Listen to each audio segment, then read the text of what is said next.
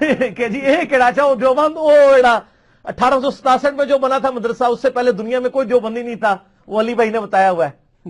اور اچھا بریلوی ہیں، وہ جو منزل اسلام 1896 میں بنا تھا، اس سے پہلے کوئی دنیا میں بریلوی نہیں تھا، آپ وہ والے ہیں، تو اس سے پہلے والے مسلمان دیکھنے ہیں تو آپ ہمیں دیکھ لیں، تو اس سے پہلے والے مسلمان دیکھنے ہیں تو آپ ہمیں دیکھ لیں۔ بسم اللہ الرحمن الرحیم۔ السلام علیکم دوستو، آپ نے دیکھا اور سنا کہ دیوبند مدرسے سے پہلے کوئی دیوبندی نہیں تھا اور بریلوی مدرسے سے پہلے کوئی بریلوی نہیں تھا۔ اگر اس سے پہلے والے مسلمان دیکھنے ہوں تو ہمیں دیکھ لیں۔ اب اس سے سوال یہ ہے کہ آپ یہ کہہ رہے ہیں کہ اس سے پہلے اگر آپ کوئی مسلمان دیکھنا تو ہمیں دیکھ لیں۔ سوال یہ ہے کہ آپ پھر کیوں خادم حسین رضوی صاحب کو چیلنج کرتے ہیں، دوسرے علماء کو چیلنج کرتے ہیں کہ داتا رحمۃ اللہ علیہ نے جی کشف المحجوب میں گستاخی کی ہے، آپ اس کا جواب دیں۔ خواجہ غریب نواز رحمۃ اللہ علیہ نے جی گستاخی کی، آپ اس کا جواب دیں۔ وہ تو اس سے پہلے کے تھے، آپ کہہ رہے ہیں کہ وہ ہم جیسے مسلمان تھے، اگر ان کو دیکھنا تو ہمیں دیکھ لیں۔ اب سوال تو آپ سے پوچھنا چاہیے کہ آپ دوسرے سے کیوں پوچھ رہے ہیں؟ آپ سے پوچھنا چاہیے کہ آپ جیسے تھے تو پھر انہوں نے گستاخیاں کیوں کی؟ نعوذ باللہ من ذالک۔ تو آپ کے نزدیک کہ وہ گستاخ تھے، انہوں نے اپنی کتابوں میں گستاخیاں لکھی ہیں، تو آپ سے پوچھا جائے اور آپ کو کہا جائے کہ آپ جیسے گستاخ تھے، نعوذ باللہ من ذالک۔ سارا یہ مکر فریب ہے اس کا۔ آپ اسے جب پوچھیں گے کہیں گے نہیں جی آپ اولیاء کرام کو ماننے والے ہیں، آپ ان کے راستے پر چلنے والے، آپ جواب دیں، تو معلوم ہوا کہ یہاں بھی جھوٹ بول رہا ہے۔ یہ اس صدی کا سب سے بڑا جھوٹا اور مکار ہے۔ اس نے یہ جو بات پھیلائی ہوئی ہے کہ کشف المحجوب میں داتا رحمۃ اللہ علیہ نے جی آپ صلی اللہ تعالی علیہ وآلہ وسلم کا ایک اسکینڈل لکھا ہے، جی یہ گستاخی ہے۔ کیا کشف المحجوب میں جو حضرت داتا رحمۃ اللہ علیہ نے لکھا ہے یہ خود لکھا ہے یا پہلے بھی کتابوں میں موجود ہے؟ داتا رحمۃ اللہ علیہ نے صرف اتنا لکھا ہے کہ آپ صلی اللہ تعالی علیہ وآلہ وسلم کی نگاہ پڑی حضرت زینب رضی اللہ تعالیٰ عنہ پر۔ کتاب آپ کے سامنے کیا لکھا ہے آپ دیکھیں کہ حضرت داؤد علیہ السلام کی نگاہ ایک ایسی جگہ پر پڑی جہاں نہ پڑنی چاہیے تھی، یعنی اوریا کی بیوی پر نظر پڑ گئی، اس کے نتیجے میں آپ پر جو گزری سو گزری، مگر حضور صلی اللہ تعالی علیہ وآلہ وسلم کی نگاہ مبارک بھی پڑی تو وہ اپنے مرد پر حرام ہو گئی۔ اب اتنا لکھا ہوا ہے، اس لیے کہ داؤد علیہ السلام حالت صحو میں تھے جبکہ حضور صلی اللہ تعالی علیہ وآلہ وسلم مقام شکر پر فائز تھے۔ اب اس کو یہ کہتا ہے کہ اسکینڈل ہے کہ آپ صلی اللہ تعالی علیہ وآلہ وسلم کی نگاہ پڑی، تو کیا یہ اسکینڈل بن گیا؟ اگر آپ صلی اللہ تعالی علیہ وآلہ وسلم کی نگاہ پڑ جائے کسی عورت پر تو کیا اسکینڈل بن جاتا ہے؟ میں آپ کو حدیثیں دکھاتا ہوں۔ بخاری شریف میں حدیث ہے کہ آپ صلی اللہ تعالی علیہ وآلہ وسلم کے پاس ایک عورت آئی، اس نے کہا یا رسول اللہ صلی اللہ علیہ وسلم میں اپنے آپ کو آپ کے حوالے کرتی ہوں، ہبہ کرتی ہوں، یعنی میں رضامند ہوں کہ آپ اس سے نکاح فرما لیں۔ تو آپ صلی اللہ تعالی علیہ وآلہ وسلم نے نیچے سے اوپر دیکھا اس کو، یعنی اچھی طرح سے دیکھا، اور پھر آپ نے نظر ہٹا کے آپ بیٹھ گئے۔ اب اس عورت نے دیکھا کہ آپ صلی اللہ تعالی علیہ وآلہ وسلم کو ضرورت نہیں ہے، تو اس کے بعد یہ طویل حدیث ہے بخاری شریف میں، حدیث میرے 5087۔ اگر آپ صلی اللہ تعالی علیہ وآلہ وسلم کا دیکھنا نعوذ باللہ اسکینڈل ہے تو پھر یہ بخاری میں بھی ہے، تو کیا امام بخاری گستاخ ہوں گے؟ اور یہ حدیث مسلم شریف میں ہے، تو کیا امام مسلم گستاخ ہوں گے؟ اگر ان باتوں کو اس طرح لیا جائے تو پھر تو کوئی بچے گا نہیں۔ پھر آپ کہیں کہ امام بخاری امام مسلم نعوذ باللہ گستاخ تھے۔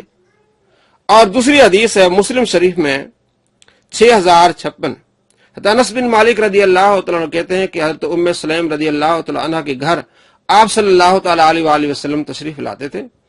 آپ صلی اللہ تعالی علیہ وآلہ وسلم حضرت ام سلیم کے بستر پر آرام فرماتے تھے، ام سلیم کے بستر پر آرام فرماتے تھے۔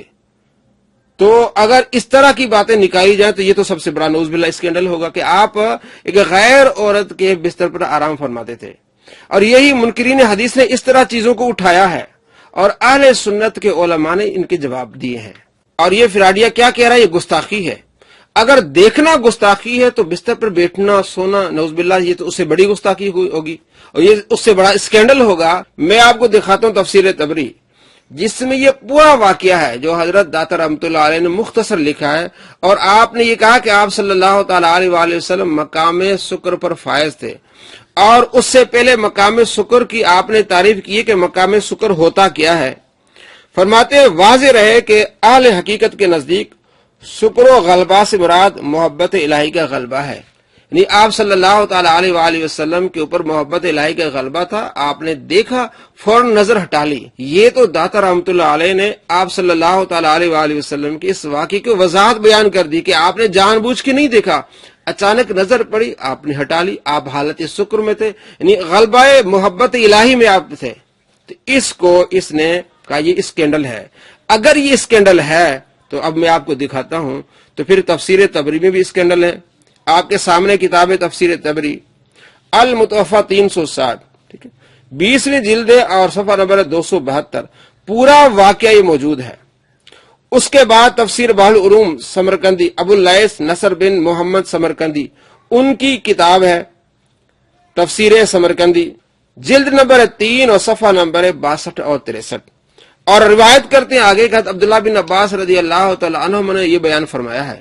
تو اگر یہ اسکینڈل ہے، صرف کشف المحجوب پر رہے گا یا تفسیر تبری پر بھی آئے گا، تفسیر سمرقندی بھی آئے گا، تفسیر ابن عباس میں آئے گا، آگے دیکھیے تفسیر سالبی، اس میں بھی یہ واقعہ موجود ہے۔ اگر کشف المحجوب میں یہ واقعہ آ جائے وہ اسکینڈل ایک گستاخی ہے، تو پھر تفسیر سالبی بھی آپ کے سامنے آ گئی، دیکھ لیں پورا واقعہ ہے۔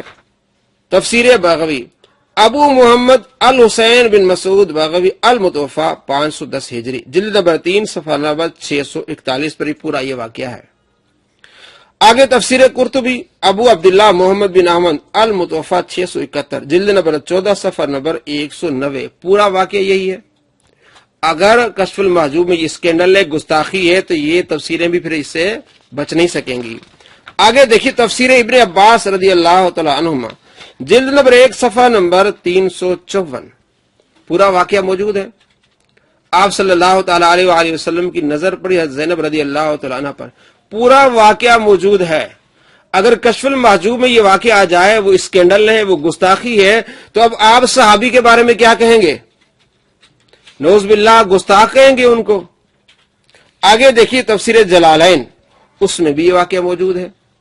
اگر کشف المحجوب میں واقعہ آ جائے وہ اسکینڈل بن جاتا ہے، تو ان تفسیروں میں آ جائے تو پھر کیا اسکینڈل نہیں بنے گا؟ کیا یہ گستاخی نہیں ہوگی؟ ہم کہتے ہیں کہ یہ اسکینڈل نہیں ہے، نہ یہ گستاخی ہے۔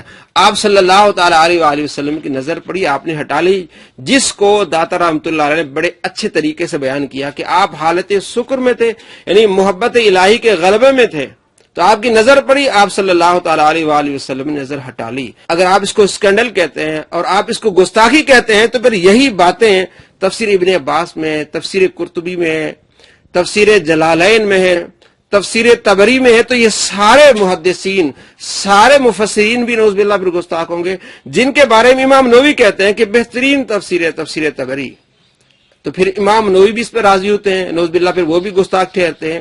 اور دوسری اس نے جو بات کی ہے حضرت داؤد علیہ السلام کے بارے میں، وہ بھی تفاسیر میں موجود ہے، تفسیر تبری میں موجود ہے، جلد نمبر 21 صفحہ نمبر 181، پورا واقعہ موجود ہے۔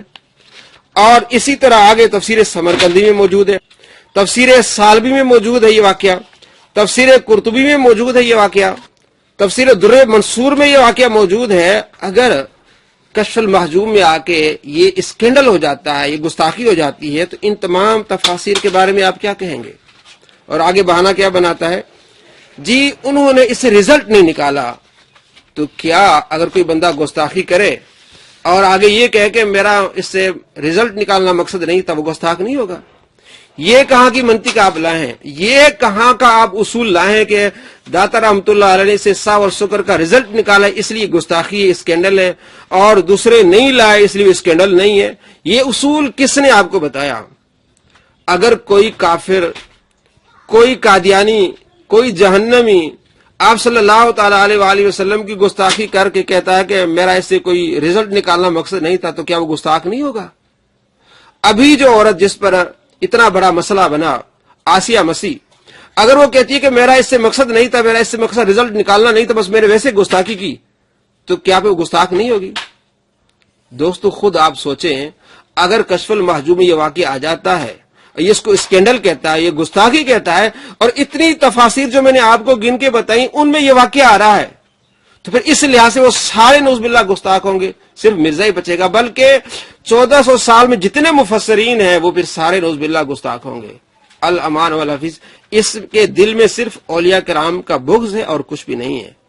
اگر یہ سچا ہے اور یہ کہتا ہے کہ واقعہ جو وہ اسکینڈل ہے یہ گستاخی ہے، تو پھر یہ تمام مفسرین پر نعوذ باللہ گستاخی کا لیبل لگائے، اور صحابی رسول حضرت عبداللہ بن عباس رضی اللہ تعالی عنہما پر بھی یہ گستاخی کا لیبل لگائے، کہے کہ ان کی تفسیر میں بھی جو ہے وہ اس طرح کی باتیں ہیں جو اسکینڈل ہیں، گستاخیاں ہیں، بار بار کہتا ہے جب بھی اسے کوئی موقع ملے کہ کشف المحجوب میں اسکینڈل ہے آپ صلی اللہ تعالی علیہ وآلہ وسلم کا، اس میں گستاخی ہے۔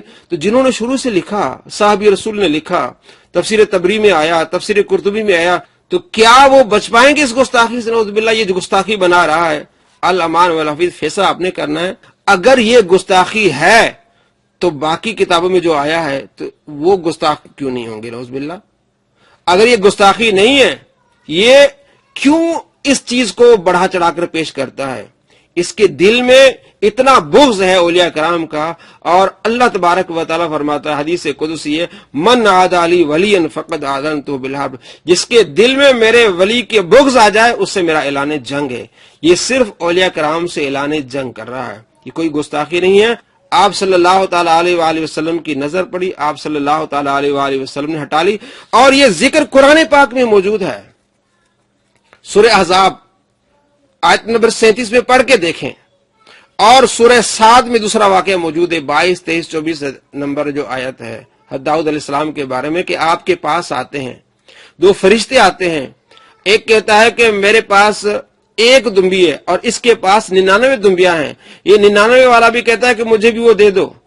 تو حضرت داؤد علیہ السلام سن کہ آپ کی توجہ ادھر جاتی ہے کہ میں نے کہا تھا اوریا کو کہ میں اس آپ کی بیوی سے شادی کرنا چاہتا ہوں، آپ اس کو طلاق دے دیں، تو فوراً آپ نے توبہ کر لی۔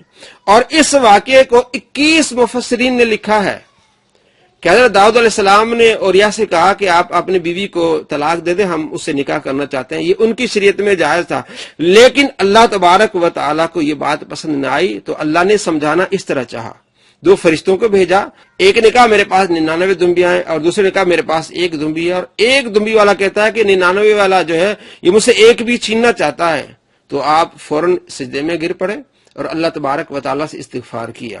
یہ واقعہ موجود ہے، ظاہر ہے آپ نے دیکھا، پھر آپ نے اس کو کہا کہ جو یہ اپنی بیوی کو طلاق دو۔ اور اگلی جو بات کس طرح پھیلاتا ہے جی، پھر ان کو کہا کہ تم جو ہے وہ جنگلوں میں چلے جاؤ، اور یا کو وہاں بھیجا تاکہ میں اسے قتل کروا دوں اور اس کی بیوی سے نعوذ باللہ اپنا شادی کر لوں۔ تو یہ آپ کو میں نے دکھایا کہ یہ کشف المحجوب میں موجود ہے۔ 21 مفسرین نے یہ اس واقعے کو لکھا ہے، تبیان القرآن جلد نمبر 10 صفحہ نمبر 74 پر دیکھ سکتے ہو ان تمام مفسرین کی کتابوں کے نام اور حوالے، کہ انہوں نے یہ لکھا ہے کہ حضرت داؤد علیہ السلام نے اوریا کو کہا کہ میں شادی کرنا چاہتا ہوں، آپ ان کو طلاق دیں۔ ان کی شریعت میں جائز تھا، لیکن اللہ تبارک و تعالیٰ کو یہ پسند نہ ہوا، تو اللہ تبارک و تعالیٰ نے اس طرح اپنے پیارے محبوب داؤد علیہ السلام کو سمجھایا۔